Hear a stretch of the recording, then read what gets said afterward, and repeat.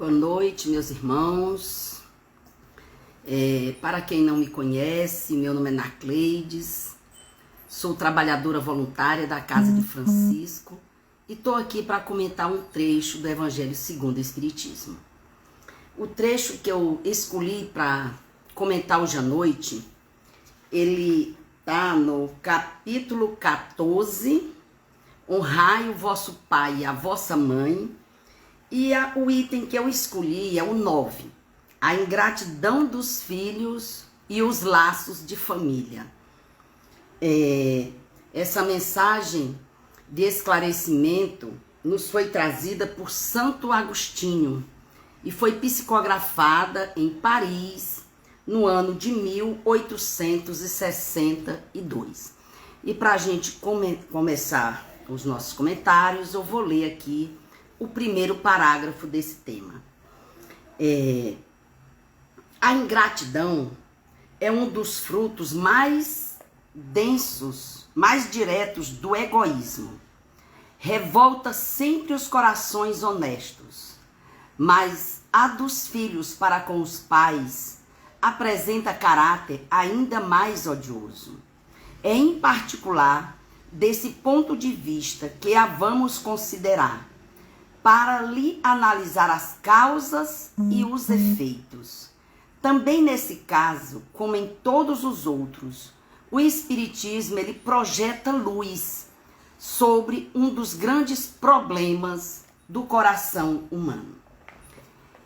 Meus irmãos, esse tema é um tema assim que mexe muito com todos nós, porque a gente observar a ingratidão em alguém já é muito difícil. Agora imagina quando essa ingratidão parte dos próprios filhos. Mas o Espiritismo, enquanto doutrina reveladora e consoladora, ela vem nos esclarecer, colocar luz sobre essas questões, para que nós não incorramos nos erros de simplesmente, diante de uma ingratidão, nos comportarmos de formas que não estejam convenientes com o que diz o Evangelho. Então, por que ocorre a ingratidão no seio das famílias? Por que nós vemos pais, vemos mães, às vezes tão dedicadas aos seus filhos, que se esforçam, que dá tudo de si por aquele filho ou aquela filha, ou mesmo aquele que está no seu lar nessa condição, de alguma maneira? Por que a gente vê essa pessoa agindo dessa forma e recebendo a ingratidão, recebendo às vezes até maus tratos por conta desses filhos? Meus irmãos, a questão não é tão simples. A gente precisa se aprofundar e estudar a questão um pouco mais para que ela fique mais clara para todos nós. Porque o que é que acontece? Quando o espírito, quando ele deixa a terra, ele leva consigo, as paixões inerentes à sua natureza. E ele parte lá no plano espiritual. Ele vai ficar estacionário até que ele deseje ver a luz, Só que muitos, quando eles partem, eles estão cheios de ódios violentos, estão insaciados com desejos de vingança. E alguns dentre essas pessoas que estão lá revoltadas, com muito ódio no coração, há sempre aqueles que já conseguem entrever um pouco mais da verdade. Então, eles apreciam, por exemplo, as funestas consequências das suas atitudes, das suas paixões desenfreadas, e são induzidos a tomarem boas resoluções. E aí, nesse processo, eles compreendem que para chegar a Deus só existe uma senha, que chama-se caridade. Porque sem esquecimento dos ultrajes e das injúrias, não há caridade sem perdão. com o coração tomado pelo ódio. Então, meus irmãos, esses espíritos, eles fazem um grande esforço, eles observam do espaço aqueles a quem odiaram na terra, e ao vê-los, o que acontece? Inicialmente eles estavam com aquele desejo já de se melhorar, de ver a luz. Só que quando ele vem aqueles irmãos, aquela animosidade ressurge no seu íntimo. E eles se revoltam contra a ideia de perdoar. E aí começa a abdicarem de si mesmo. Sobretudo, a de amarem os que eles destruíram. Por exemplo, os haveres, a honra, a fortuna. E essas emoções abalam o coração desses infelizes. Então eles hesitam, vacilam, ficam agitados por sentimentos contrários, né? Agora, se predominar a boa resolução que eles tomaram, eles vão implorar a Deus, né, a oportunidade e o apoio nesse momento decisivo da prova que se aproxima, né? Então, após meditações, prece, esse espírito ele vai se aproveitar de um corpo que está se preparando na família daquele a quem ele detestou. Aí ele pede aos espíritos incumbidos de transmitir a Deus as ordens superiores e pede permissão para vir preencher na terra os destinos daquele corpo que acaba de se formar. Então, qual vai ser o procedimento dele nessa família escolhida? Vai depender da manutenção das suas boas intenções, né? Então, essa prova da convivência, né, nesta nova família, esse incessante contato com esses seres a quem se odiou, ele vai constituir uma prova terrível para o espírito, sobre o qual não raro sucumbe se não tiver uma vontade bem forte, né? Então, assim, conforme prevaleça ou não, essa resolução dele será amigo ou inimigo daqueles entre os quais foi chamado a viver, né? Então, isso é um dos motivos que se explicam, por exemplo, esses ódios, essas repulsões instintivas que se notam da parte de certas crianças, às vezes, já de forma injustificável. Já a criança já demonstra aquela repulsa pelos pais, aquela falta de amor, aquela falta de carinho, aquela revolta, né? Mas nós espíritas, mas eu diria nós cristãos, nós devemos compreender agora o grande papel da humanidade. Porque quando se produz um corpo, a alma que vem nele habitar, né? A gente precisa saber que ele não é uma folha em branco, é alguém que já traz uma história, alguém que já tem um passado, a vida dele não vai estar começando ali. Então a nossa missão, enquanto família, vai ser o quê? Aproximar essa alma de Deus, que vos foi confiada. E é o seguinte, quanto mais nós nos empenharmos para cumprir bem esse papel, com certeza nós nos sentiremos mais felizes no regresso. E os cuidados que nós dispensarmos, a educação, né, que nós vamos dar a esse ser que veio para o nosso lar, o aperfeiçoamento e o seu bem-estar futuro, né, vão estar em cargo nosso. E a gente tem que estar sempre se lembrando que Deus vai nos perguntar: o que fizeste do filho confiado à vossa guarda? Se porventura esse espírito permanecer atrasado, se foi por motivos nossos, por preguiça, ou por não ter aquele devido zelo, aquele devido cuidado, quando deveríamos ter tido, então com certeza nós seremos futuramente, se esse filho vier a, a permanecer estacionário, ou até agravar seus débitos, nós vamos nos sentir assediados pelo remorso.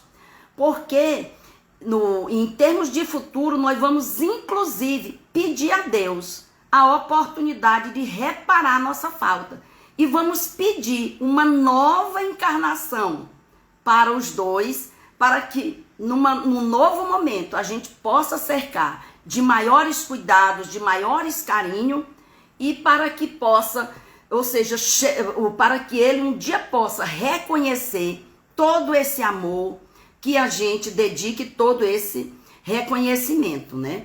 Então, meus irmãos, não podemos escorraçar aquela criancinha que nos repele desde o berço, nem mesmo aquela que nos paga com a ingratidão, porque não foi o acaso que fez assim, né?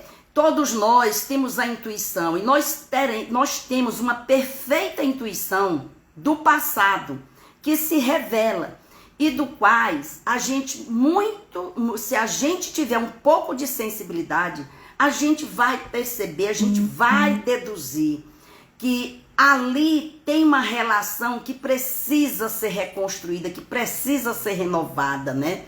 Porque um ou outro muito foi ofendido ou muito foi magoado. Não está escrito quem foi dos dois que magoou, porque as situações às vezes nem sempre são como parece, entende? Porque às vezes aquela mãe ou aquele pai que tanto sofre a ingratidão, ela pediu aquela experiência também, porque ela pediu a oportunidade de ajudar aquele espírito a evoluir, porque às vezes essa tarefa ela não é fácil, certo? Mas ela não é tão difícil quanto ela possa parecer. E ela não vai exigir, por exemplo, o saber todo do mundo. Não. Qualquer pessoa pode desempenhá-la. O ignorante, o sábio, né? O espiritismo, ele vem nos facilitar esse desempenho, porque ele nos dá a conhecer a causa das imperfeições da alma humana. Porque desde pequena, a criança, ela manifesta os instintos, bons ou mal, que traz da existência anterior. Então, é a estudar que devem os pais aplicar-se. Porque todos os males, eles se originam do egoísmo e do orgulho, né? Então, quando esses vícios começam a se manifestar nos nossos filhos, nós precisamos combater o germe desses vícios. Nós temos que nos empenhar antes que lancem raízes profundas, porque quanto mais quanto mais a criança vai crescendo, mais difícil. Então é preciso que a gente cuide desde o berço, desde pequenino. A gente precisa eliminar por meio da educação esses maus princípios inatos de existências anteriores, né? Que a gente observa nos nossos filhos, né? Pela ingratidão, entendeu? Então a gente precisa cuidar, porque senão, ainda nesta vida, nessa existência, dependendo do nosso proceder, do nosso mal proceder em relação aos nossos filhos, nós poderemos começar aqui mesmo o processo de expiação, ou seja, um processo de sofrimento, de colheita, aqui mesmo, pela nossa negligência. Então, agora, tem o seguinte, quando os pais, eles fazem tudo pelos seus filhos, pelo adiantamento moral deles, né? Vejam bem, pelo adiantamento moral, né? Se a gente não alcança êxito, a gente não vai ter do que se culpar. Por quê? Porque nós demos o nosso melhor.